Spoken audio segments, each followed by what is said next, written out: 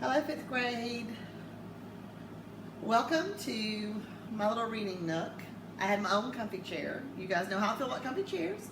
But I have my own. I have my own little reading nook in my room. And I thought this would be the perfect place to share a new chapter book with you. Now, I know that when we were leaving, I was going to read you a Jerry Spidelli book called The Library Card. And it's a wonderful book. But I thought with our new situation, that maybe I should give you something extra special, since you guys don't get to be in the library with your shoes off and the lights off. So I thought, what if I picked a different book? And I was thinking about all the books that I've read, and I remembered a story called The Legend of Skeleton Man. And I thought my fifth graders will absolutely love this book. So I'm going to read it to you. Special treat, I've never read this to fifth grade before, so you guys are in luck. I'll tell you a little bit about it. Molly's father, who grew up on the Mohawk Reserve, always had the best stories. One of her favorites was The Legend of Skeleton Man, a gruesome tale about a man with insatiable hunger. But ever since her parents mysteriously vanished, those spooky tales have started to feel all too real. Things get even worse for Molly when a stranger shows up and claims to be her great uncle. A ghostly thin man who locks her in her room at night. A man who reminds her an awful lot of Skeleton Man. But he couldn't possibly be the same person from her father's tale, could he? It's up to Molly to uncover the truth about this fearsome figure and rescue her parents before it's too late. So does that sound exciting? I hope you guys are going to like this book. This is written by Joseph Bruchac, and I'm going to give you a little intro to him. He is a very famous author. He's a Native American author. So I'm going to tell you a little bit about how he came up with this story. The Bare Bones of Skeleton Man. I'm sure you've heard the expression about a story writing itself. In the case of Skeleton Man and the return of Skeleton Man, it was not a cliche, but my actual experience. I woke up one morning at 6 a.m. with the voice of Molly, my main character, in my head. I'm not sure how to begin this story. For one thing, it's still going on. I went into my study, turned on my computer, and started to write as she told me how her parents had disappeared and how a frightening stranger claiming to be a relative had become her guardian.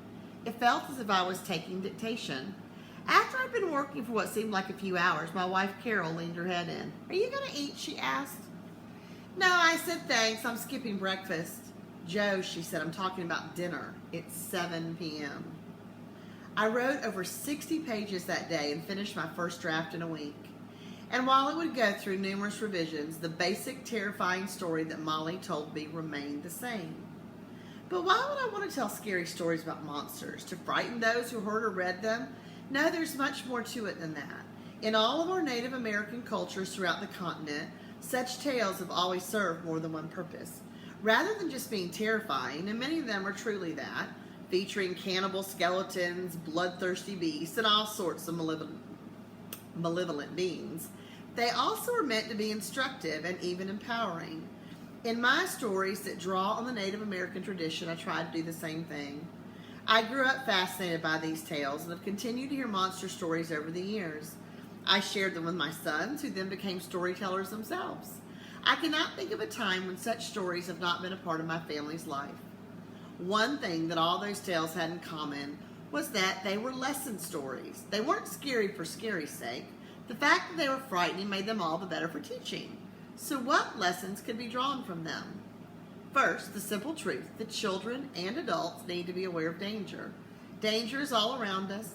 It can be in the form of a natural disaster, a person meaning to do you harm, or even as a result of you doing something as foolish as crossing a road without looking both ways.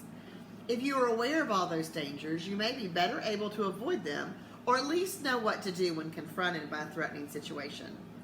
Second, in many of our stories, such as the Iroquois tales of the Stone Giant, the threatening being is huge and powerful and really stupid. That monster is inevitably defeated by a child, the Seneca character Scunny who uses his wits. By staying calm and using good sense, a child might be able to overcome even the scariest of monsters. Although, on the other hand, if you panic or do something unwise, the monster might eat you.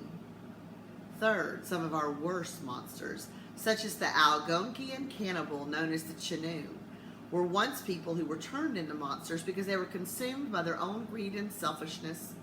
The wind of winter then blew through them and turned their hearts into ice, filling them with a terrible hunger that can never be sated. That monster is meant to show how not to behave.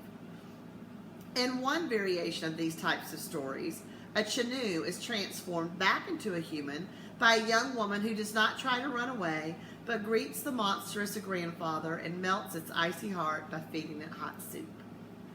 Fourth, if you want to teach a lesson, you need to make it interesting. A story about learning to respect your elders might be boring, but a story about your elders turning into monsters and eating you if you don't respect them really drives the point home. Monsters kind of make everything more interesting. Our traditional Native American storytellers understood and still understand that. If you want to get a child's or an adult's attention, start talking about monsters. That's the cultural background in which my two stories exist. They're meant, like those traditional stories of my childhood, to be both interesting and instructive, with the teaching aspect seeming so secondary a listener or reader may hardly notice that he or she is being taught something. Looking back on my experience of writing these two books, I can understand why these books shaped themselves as they did. Their overall arc is that of a traditional Northeastern Native American story, and both of my novels include traditional monster stories within them that influence the narrative and also act as a guide for my protagonist. That Molly would be a strong female character is no surprise considering several facts.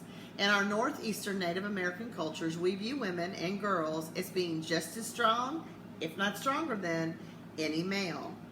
Further, it is the women who traditionally own the households, head the families, and choose the chiefs. A man who does not listen to the women of his family, I've been told by many contemporary Native men, is a fool. Also, there is a consistent theme in traditional Native American stories of women being brave protagonists. They save themselves from dangers, quite the opposite of European tales of damsels in distress. Having said all this, it still comes back to how these books began.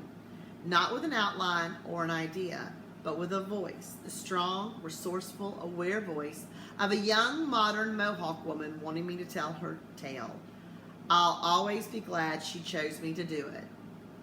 Niaiwa, Molly, thank you. Joseph Bruchac. And he talks about two books because this is actually a two-book collection. And if we have time, we'll read The Return of the Skeleton Man. But right now, we're going to read the first chapter of The Legend of the Skeleton Man. Chapter 1 is called Footsteps on the Stair. I'm not sure how to begin this story. For one thing, it's still going on. For another, you should never tell a story unless you're sure how it's going to end. At least that's what my 6th grade teacher, Mrs. Chavez, says. And I'm not sure at all. I'm not sure that I even know the beginning. I'm not sure if I'm a minor character or the heroine. Heck, I'm not even sure I'm going to be around to tell the end of it. But I don't think anyone else is going to tell this story. Wait, what was that noise? I listened for the footsteps on the stairs. Footsteps much heavier than those an elderly man should make. But it's quiet, just the usual spooky nighttime creaking of this old house. I don't hear anyone coming now. If I don't survive, maybe they'll all realize I should have been taken seriously and then warn the world. Warn the world. That's pretty melodramatic, isn't it? But that's one of the things I do well, melodrama. At least that's what Miss Chavez says. Her name is Maureen Chavez, but Miss Showbiz is what we all call her, because her main motive for living seems to be torturing our class with old Broadway show tunes. She starts every day by singing a few bars of one and then making it the theme for the day. It is so disgustingly awful that we all sort of like it. Imagine someone who loves to imitate Yul Brynner in The King and I, a woman with an afro no less, getting up and singing, "Shall we dance, in front of a classroom of appalled adolescents. Miss Showbiz, and she has the nerve to call me melodramatic? But I guess I am. Maybe this whole thing is a product of my overactive imagination. If that turns out to be so, all I can say is, who wouldn't have an overactive imagination if they'd heard the kind of stories I used to hear from my mom and dad? Dad had the best stories. They were ones his aunties told him when he was growing up on the Mohawk Reserve on the Canadian side. One of my favorites was the one about the skeleton monster. He was just a human being at first, a lazy, greedy uncle who hung around the longhouse and let everyone else hunt for him. One day, alone in the lodge, waiting for the others to come home with food, lazy uncle burned his finger really badly in the fire, and he stuck it in his mouth to cool it. "Ooh," he said as he sucked the cooked flesh, "this tastes good." Isn't that gross? I love it. At least I used to love it. It tasted so good, in fact, that he ate all the flesh off his finger. "Ah," he said, "this is an easy way to get food, but I am still hungry." So he cooked another finger and another until he had eaten all of his fingers. "Ooh," he said, "that was good, but I am still hungry." So he cooked his toes and ate them. He cooked his feet and ate them. He cooked his legs and ate them. He cooked his right arm and then his left, and he kept on till he had cooked his whole body and eaten it, and all that was left was a skeleton. And when he moved, his bones rubbed together. "Ah," he said in a voice that was now a dry whisper, "that was good, but I am still hungry. I hope that my relatives come home soon." And when his relatives came home, one by one, they found that the lodge was dark except for the glow of the cooking fire. They could see a shadowy shape beckoning to them from the other side of the fire, and they heard a sound. "Shh, shh, shh, shh. Come in, my relatives," Skeleton Man whispered. "I have been waiting for you." And one by one, all of his relatives came into the lodge. Skeleton Man caught them and ate them, all but one. She was his niece, and she'd been playing in her favorite spot down by the river that flowed through the gorge. She was late coming home because she had seen a rabbit that had fallen into the river. She rescued it from drowning and warmed it in her arms until it was able to run away. When the little girl came to the lodge, she was surprised at how quiet it was. She should have heard people talking and laughing, but she didn't hear anything. Something was wrong. Slowly, carefully, she approached the door of the lodge.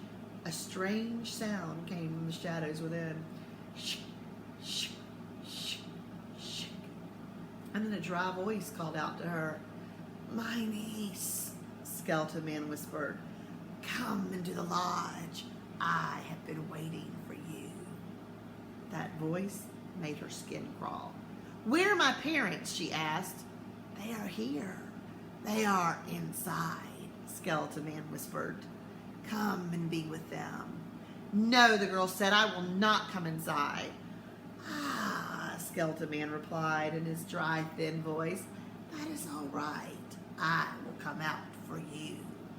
And then lazy Uncle, the Skeleton Man, walked out of the lodge.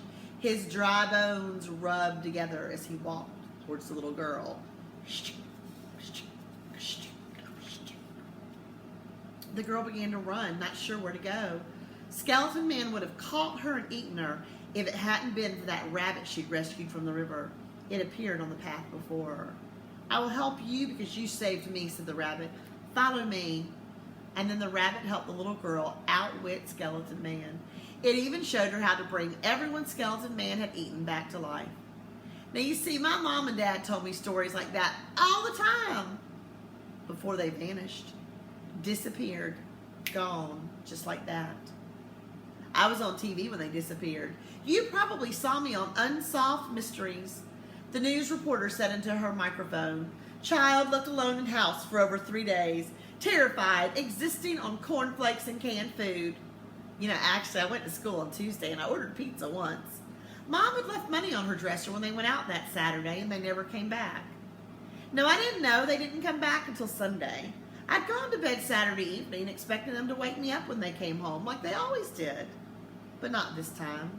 When I woke up that Sunday morning, I knew something was totally wrong. The house was quiet. Usually my parents were both up way before me. I should have heard Dad in the kitchen banging the pans around. Sunday was always his day for making breakfast, and he made a big thing about it. He'd thaw out a whole quart of blueberries from the freezer and warm up some real maple syrup. But no noise came from the kitchen. No pans rattling, no 70s music playing on the kitchen CD player.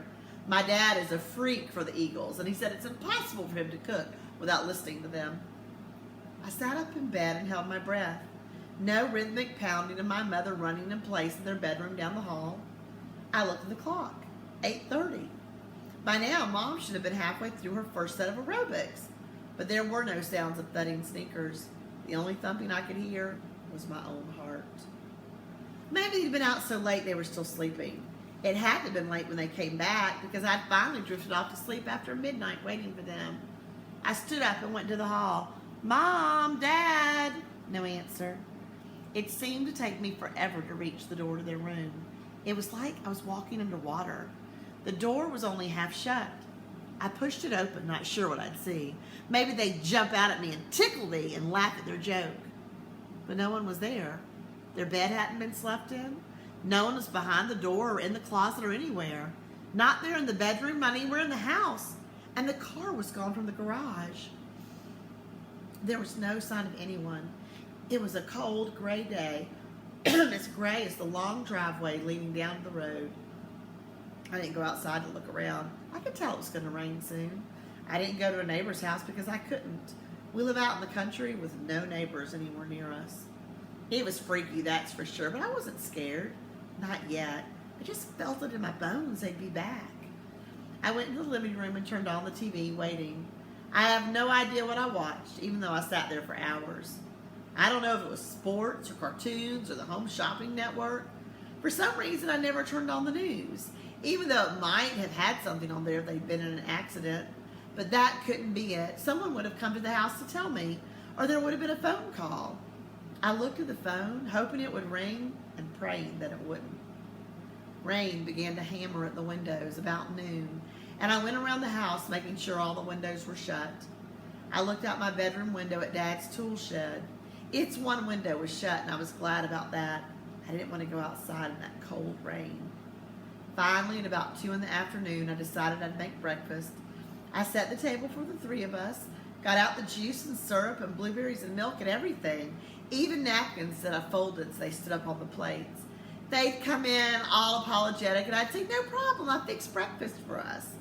Now, I can't explain why I thought anybody would want breakfast in mid-afternoon. It made sense then. I must have been preoccupied, what with listening for their car to pull in, because I made the pancakes all wrong, so they were runny, and then I burned them. I laughed some when I was cleaning up the mess I'd made, just knowing they'd come in right in the middle of it and tease me and tell me it was all right, and then we'd all go out for dinner. But it didn't happen that way. Finally, at about 8 p.m., I ended up eating cornflakes with warm milk and what was left of the thawed, soggy blueberries. I got my pillows and some blankets and made a bed for myself on the couch in front of the TV. That way they'd see me when they came in. They'd be sorry and I'd be upset, but I'd forgive them. I also didn't like going upstairs all by myself. Besides, Dad would pick me up and carry me to my room like he did when I was a little girl. I knew I was much too big for that now, but the thought of it, my dad's strong arms lifting me, my mom patting my face with her hand, calmed me down, and I drifted off to sleep. When I woke up the next morning on Monday and found out I was still alone in the house, I guess I should have called someone, but I didn't. I didn't get dressed for school. I didn't even turn off the TV, which had been going all night. I just sat and looked at the phone. The first time it rang, I jumped a mile. It was from work for Mom. I told them she was sick. I did the same thing when Dad's partner, Al Mondini, called from the bank to see where he was. Mom and I always called him Almond Al. Shouldn't you be at school, Molly? Almond Al said. I should be, but I'm sick too, I said. I could hear the long pause at the other end of the line. If I was sick, he was wondering, how come I was talking on the phone now? So just like my parents always said, one lie had to lead to another. I'm better than they are, though, I said in a quick, nervous voice. I mean, I didn't lose my voice like they did, and so that's why I'm answering the phone. But it really hurts to talk, so I have to hang up now. Bye. So maybe Almond Al was the one who got suspicious and called the police. That night I went around to all the doors to make sure they were still locked, and I checked the windows. I turned off the TV again, but it was too quiet, so I turned it on again. Not real loud, just on. I went upstairs and turned on the radio in Mom and Dad's bedroom, and I lay there for a while on top of their bed, listening to classical music. I still wasn't scared, but after a while I got up and went into my bedroom. I locked my door and put a chair in front of it. There's this song that Mom taught me once, one that she called a lonesome song, a song you sing when you're all alone and need a friend. If a friend hears you, she'll sing it back to you. I sang that lonesome song very softly to myself. Hey you, hey ya nay, hey you, hey ya nay. I kept on singing. Even though no one answered, it made me feel less alone and I fell asleep. The next morning was easier. I got up, got dressed, had more cornflakes, brushed my teeth, and caught the school bus at the bottom of our driveway. I didn't say anything to anyone about Mom or Dad being gone. They're on a trip, I was telling myself now. Everything's fine. They'll be back.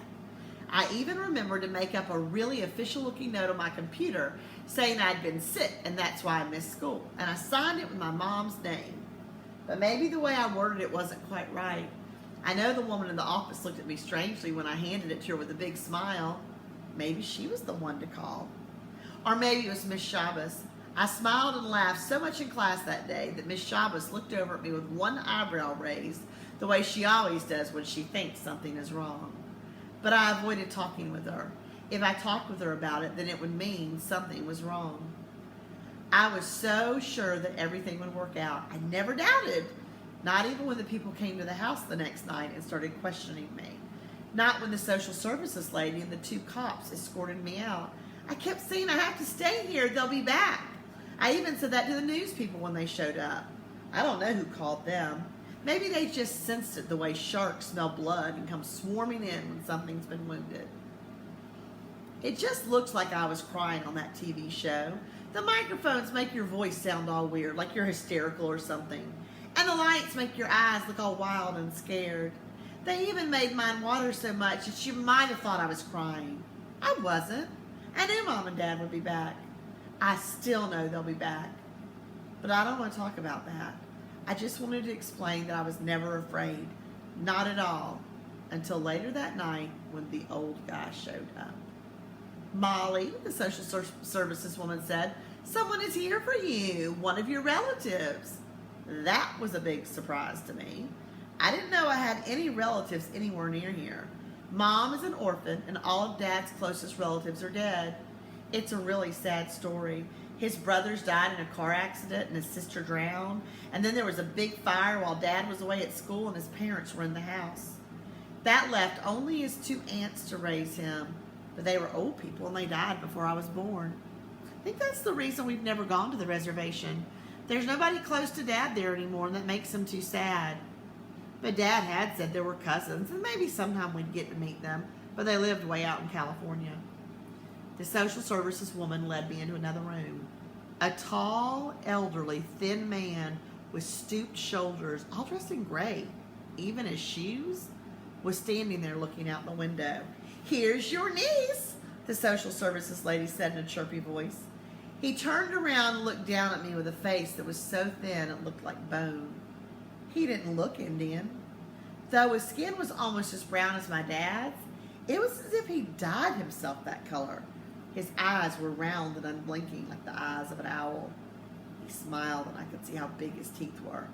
I don't know him, I said, taking a step backward. Of course not, chirped the lady.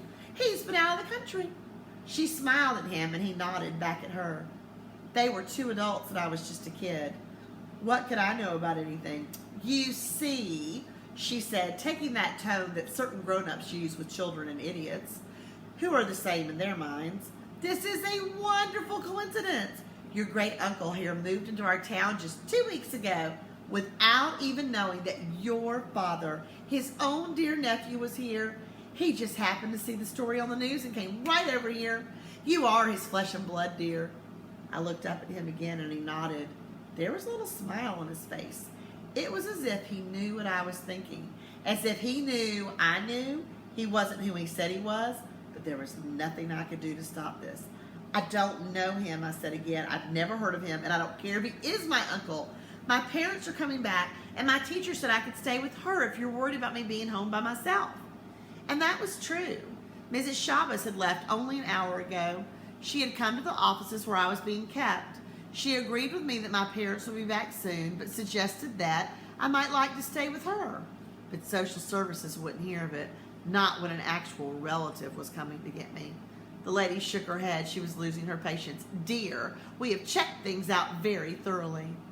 She turned and gestured to the tall stranger she was determined to hand me over to. The expression on her face said she was sorry to bother him, but they needed to humor me to keep me from making a scene. He reached into his pocket and pulled out a big wallet. It was covered with snakeskin. Here, she said, taking the wallet and holding it out to me. I put my hands behind my back. I didn't want to touch it. Oh, she said in an exasperated voice. Look. She flipped the wallet open. There was a driver's license with a picture of the man who was saying he was my uncle. The picture looked more human than he did, but it was him. I looked over at him. A horrible thought came to me. Maybe I was the only one who saw him this way. Maybe he looked normal to other people. I snuck a glance at him. He gave me that little nod and that knowing smile again, and a shiver went down my back. Dear, look here, the lady said, her impatient finger pointing to the license. There was his name, the same last name as my family's. She flipped the license over to show me another clear plastic pocket with a photo in it. It was the smiling face of my father, the high school graduation photo he'd shown me more than once. She flipped again, and there was a picture of my dad and mom's wedding. The photos were just the same as those my dad always carried in his wallet. That wedding photo even seemed to have the same torn corner. She slapped the wallet shut and handed it back. Then it is settled. Until your parents return, you'll be in the custody of your great uncle. And that was it. Unlike in a court of law, when grown-ups make a decision about a kid's future, there is no appeal. I was so worn out from all the attention I didn't protest. And I let him take me to this spooky old house. What was that? Footsteps, heavy ones, on the stairs. Now I am afraid. I am going to stop there. And when we come back, we will start with chapter 2. I would love for you to send me some messages on Google Classroom and let me know if you think this is going to be a good book, who you think the old man might be. Tell me if you like it, if you think it's scary enough. I would love to hear from you guys. You can even send pictures because I miss y'all so much. So, goodbye for now, and think about what or who is coming up the stairs. The skeleton man.